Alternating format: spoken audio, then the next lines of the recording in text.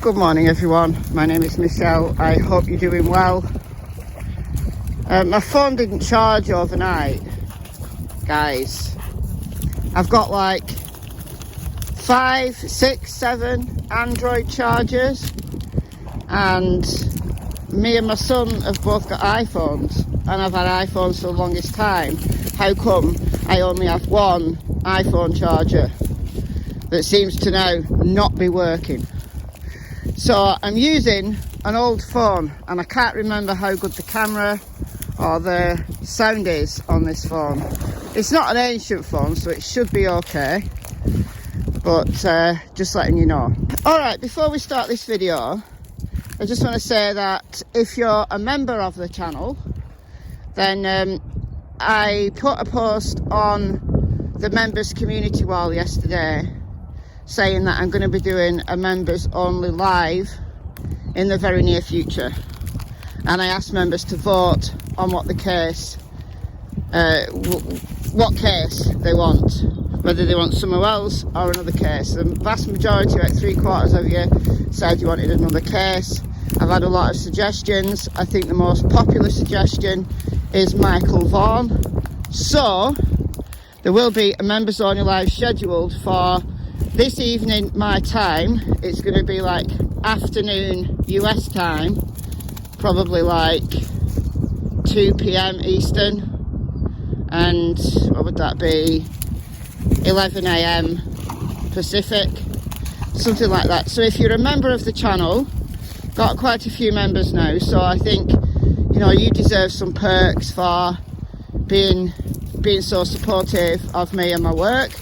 So members only live, only available to members. It won't go live on this channel. If there's some good discussion points, I will take clips from it and I'll make those available, and I'll probably put those on Michelle Walks in the next couple of days.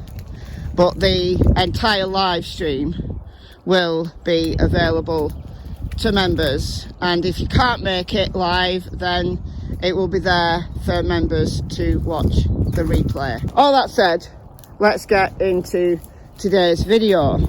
Someone called Crystal made a phone call the other day, a very interesting phone call, and this was to a business who works on Beech Creek Road, and I'll leave a link to the full call in the description box, and I'll just play a few seconds of it here, but please do go and listen to the full video. Can you tell me, did they search the 100 and some acres that you have? They didn't, no. It's only about 3.5 minutes long, so I think everybody can spare that amount of time. And this business is approximately 2 miles away from 110 Ben Hill Road, and it's 100 and odd acres. It's over the opposite side of the road to the wells, the opposite side of the road to where the footprints were located that are allegedly Summers.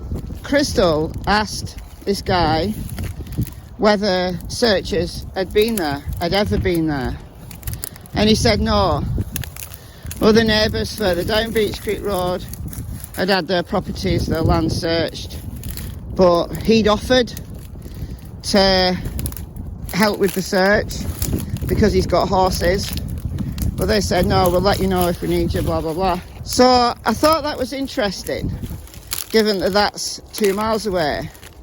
And I made a mistake the other day, and I realised afterwards, and then a few people have corrected me in the comments, that there's a difference between 4.6 square miles, 3,000 acres in 4.6 square miles, which is what the searchers did in the first 2 weeks, as said by Captain Tim Coop from the Churchill Rescue Squad. I confused that with a radius of 4.6 miles, which is bigger. It's a way bigger area, and it's way more than 3,000 acres. So I was wrong, and thank you to those who pointed it out. I had realised I was wrong by the time I kind of edited it and listened to it back, and then I uploaded it, and I thought, something wrong with that calculation. And I did the calculation, I worked it out, and yeah, yeah, 4.6 radius, 4.6 mile radius is way bigger. I want to make that correction clear, that they searched 4.6 square miles around 110 Ben Hill Road, 3,000 acres.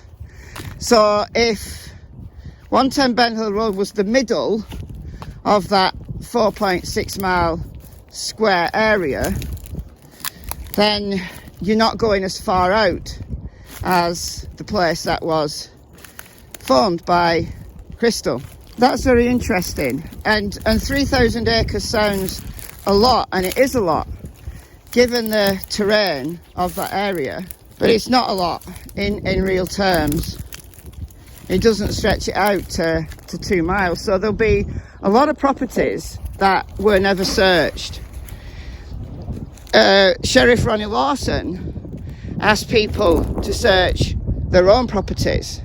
Now, of course, there's problems with that, because if Summer was abducted, you know, she went out to play innocently, maybe just down the hill there, maybe down the creek side where it's less steep, or she went onto Simpson Road, or wherever she went, and she was abducted from that area. As I've talked about in previous videos, it's one of my theories. It's not my only theory as to what happened to Summer.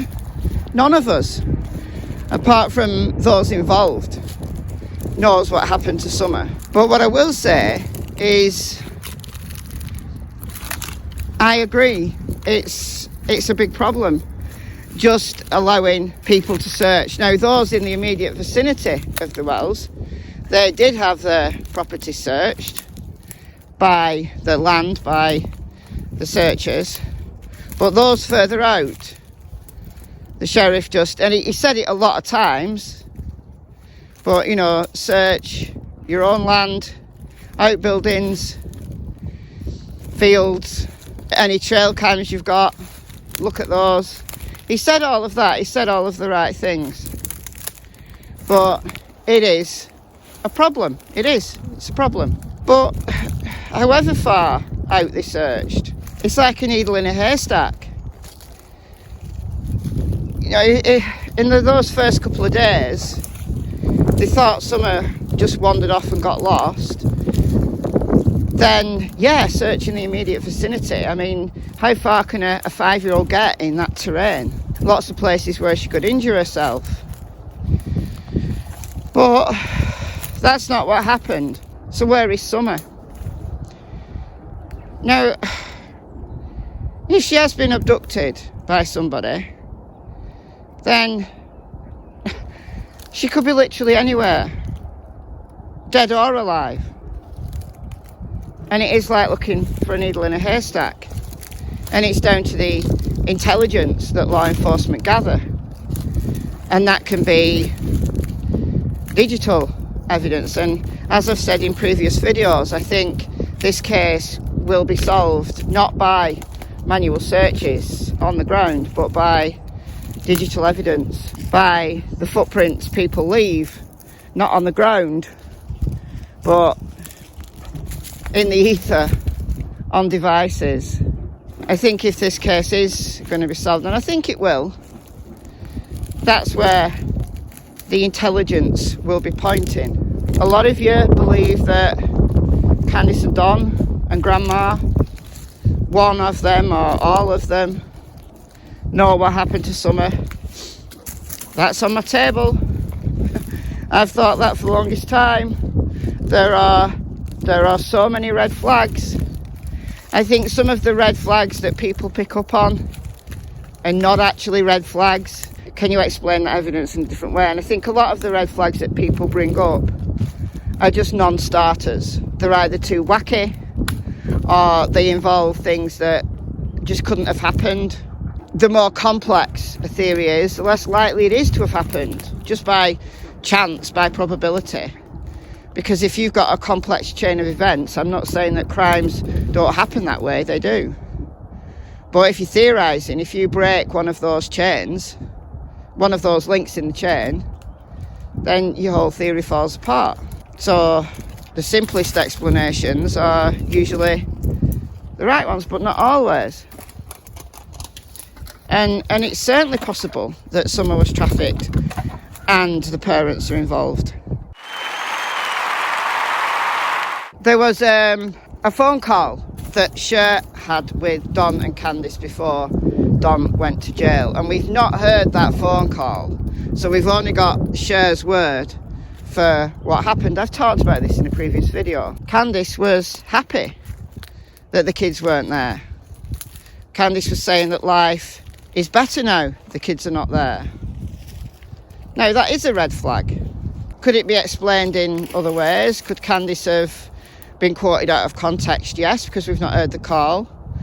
Could Candus have kind of be, you know, making the best of a bad situation?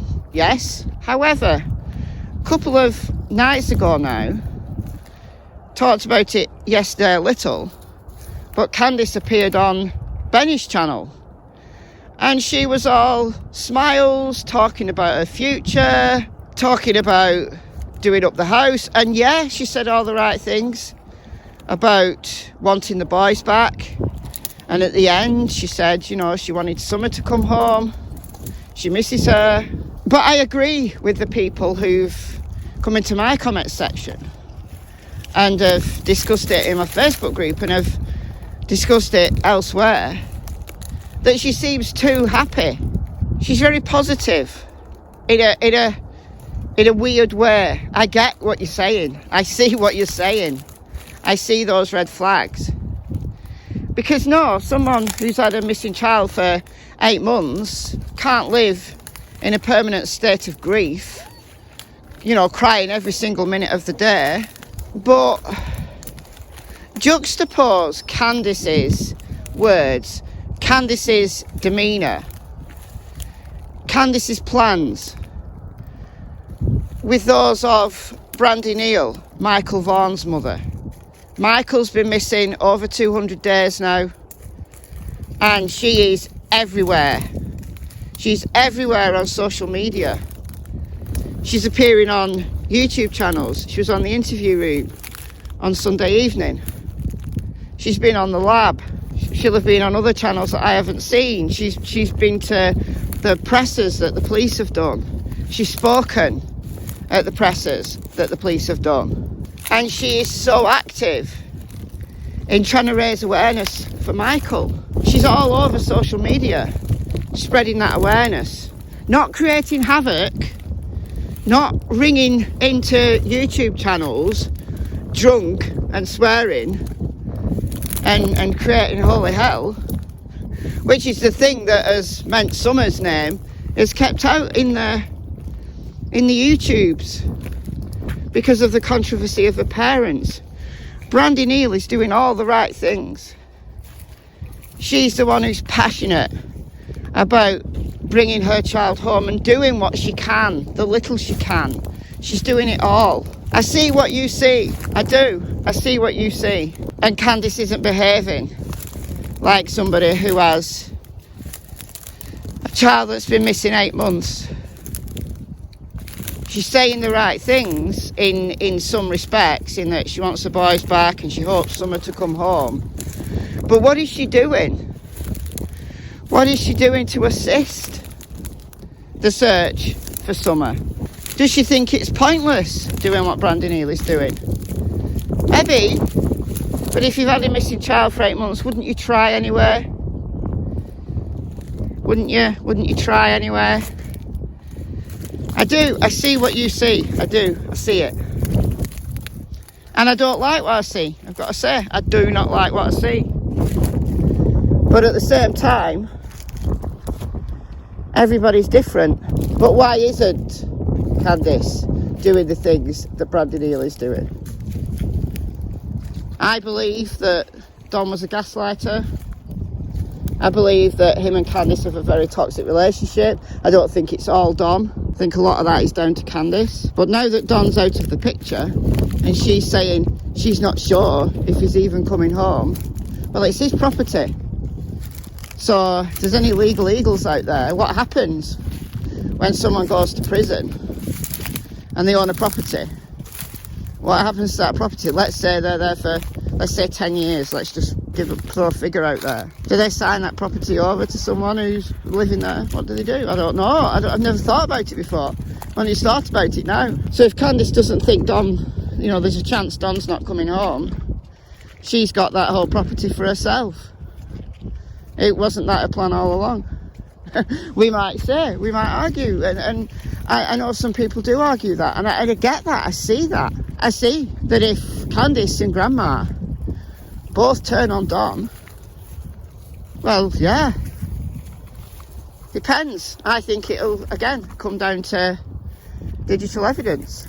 If they turn on Don for Summer's disappearance, but the evidence has led investigators in a completely different direction, then that's just another bad mark against Candus's name, because the investigators will know absolutely that that's not true. If Don's 7 alibis plus his good friend Starlink all check out, his phone records, his GPS coordinates, if they all check out to verify his story, but then Candus rats on him, and investigators know that's not true, then she's in trouble. But that's just a speculation, it's just things people are saying.